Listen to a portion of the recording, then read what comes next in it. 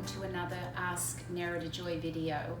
Today I'm going to be answering some questions from subscribers that have emailed me, and this particular question is from Lauren, and she is asking how it is that I work with skin medications for topical and oral application, and how I talk to clients when they're dealing with taking medications themselves. So I will say that topical medication does make the skin very sensitive, and sometimes it often makes the skin very dry. So sometimes it might require that I have to try and wean them back a little bit on the topical medications so that I can do other types of treatments on them and possibly get better results, which is what we're hoping for. Mm-hmm. But the topical medications themselves are usually a little bit drying or a little bit stronger. So as I said, it is often just having them wean them back on it so that we can do different types of added treatments within the facial treatment, and then for home care as well. So that we can get some change in the skin, because if you dry the skin out too much on the surface, then we get that problem back where you have surface dryness and oil can't often get out, and also the skin doesn't seem to heal really quickly that way. So we want to be able to add different things into the treatment. So basically with topical medication, it is often just weaning them back a little bit so that they're not so surface dry and maybe not so sensitive, so we can start introducing some other things to just sort of help a multiple array of concerns that happens when you have an acneic skin. And then internally with taking medications, it can make the skin very sensitive, as it does to different products as well as the sun and the environment. So if anything, I mean, of course we do not want to go against what your dermatologist has necessarily said to you, but we're always looking at ways that we can wean back on certain medications. And that way just start introducing more healthier, better things for the skin. So I'm not a huge believer of antibiotics, certainly for any length of time. So if someone does come to me and they say, I've been on antibiotics for 6 years, then I will say, well, that isn't great. And let's have a look and see what we can do to change that. But as I said, from one Esty to other Esties out there watching, you have to really set up a program maybe for the next 3 months and just sort of see, well, look, we're going to try and wean you off these antibiotics and start introducing more products topically that we can start helping different conditions, and also look at the reason as to why they have the acne in the first place, which often, as you've seen in previous videos, just taking clients off certain foods, you will get a better skin, and you'll get rid of a lot of these nodules and congestion and bumps that we're dealing with, especially in the small intestine area and this part of the cheek. And then they don't need the antibiotics in the first place. So I think it's just weaning off is always the best thing to do, rather than taking them off 100%. Of course, at any one given point, it's just let's start weaning you off, and then they can have a conversation with their dermatologist as well and just say, my facialist has suggested she has some wonderful new treatment products that she feels very confident about that could really help my skin, and I'd like to start weaning off the antibiotics. And so you could ask them their advice on how to do that, and that, I think, would be something that I would recommend to my clients moving forward.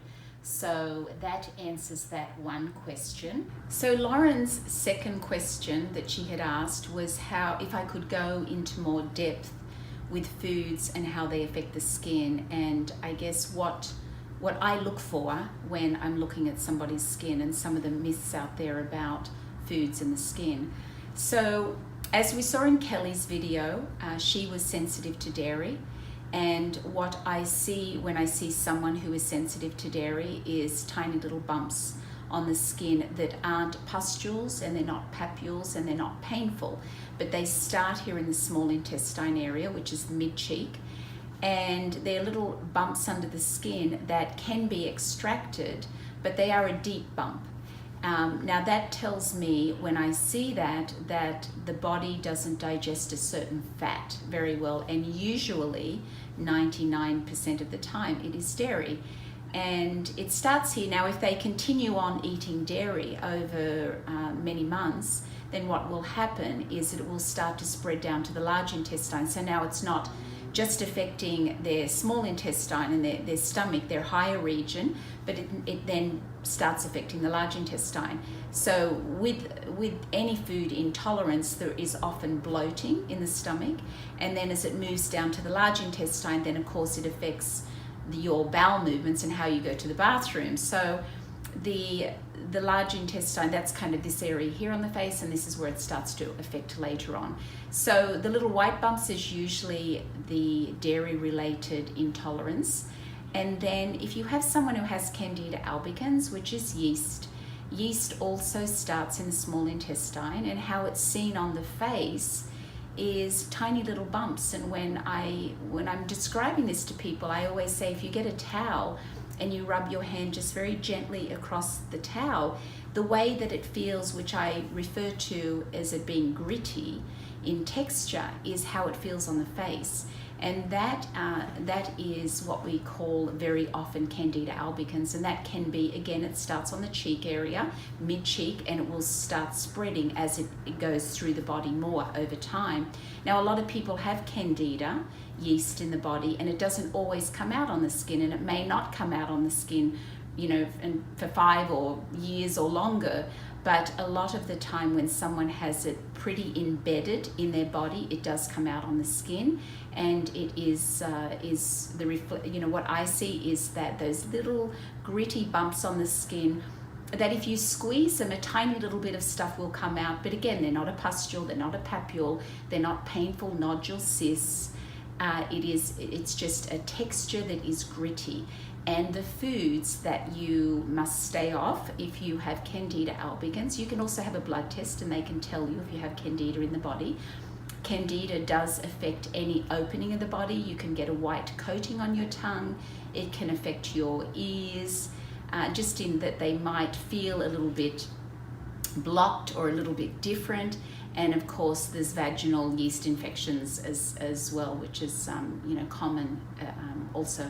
So the foods to stay off with yeast is your baker's yeast, which is anything that rises. So that's breads and cakes. It's in beer, it is fermented, it's wines and vinegars, and the cheese and mushrooms. It's your mold foods, which is cheese and mushrooms, and melons. So that's the other thing that is really important. So if you have the little bumps on the backs of your arms, which is keratosis pilaris, and often you see that also on the face as tiny little bumps, but usually it starts in this part of the face. You can also get it on your legs, but most commonly it is on the arms first, and then it often starts on the lower part of the cheek down here. So that also, if you do have that as well, and you have Candida albicans, then it is important that you also stay off sugar. So those are the foods to stay off for Candida. Melons is another one that's included in that, and that is your cantaloupes and your morning dew melons. So that is Candida albicans. And then we have rosacea, which is certain foods affect rosacea. Anytime you feel that there's heat in the skin, when you touch somebody's face or they get hot and they get flushed really easy, it's important to stay away from the foods that cause inflammation in the body, and the very common one is tomatoes. I also recommend that people stay off melons in that case, and alcohol, which is, it's generally wines that do affect the heat within the body as well. So that's another one. With rosacea, you want to keep the body very alkaline. You want to keep the body very cool. You don't want to have really hot showers. You don't want to drink really hot beverages either. You want to keep everything cool and calming on the skin. And that's what's really important for someone who has rosacea, and just that ruddy, they easily flush. That is important for those types of skin conditions. So I think we've covered that one question there, diet related. Now the next question that Lauren had was about makeup, and she's asking me, when picking a makeup product to maintain a healthy skin, is there selecting makeup to suit someone's skin, ingredients and tips, do's and don'ts when it comes to makeup. So there are 3 brands of makeup out there that generally, when I find somebody that has congestion in this cheek part where we wear our blush, it is 3 brands that I usually take people off. And I don't know that I'm going to name those. Actually, I'm not going to name them on camera, but if I have done so in my videos, I believe in the past, I can also write that for you.